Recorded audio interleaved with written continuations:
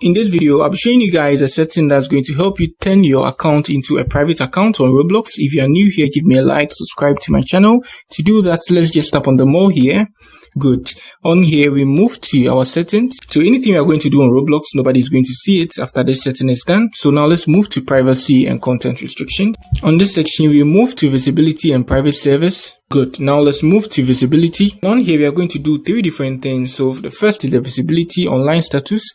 So we turn it to no one. So when you're online, nobody's going to see whether you're online, even if they hop on your Roblox profile. That's the first one.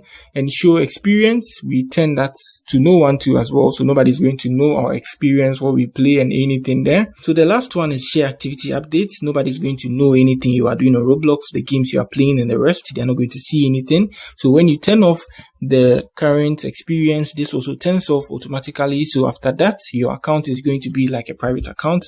They can hop on it. They are not going to see anything about you. So that's it on how you make your Roblox account a private one. If you are new here, give me a like, subscribe to my channel. Peace.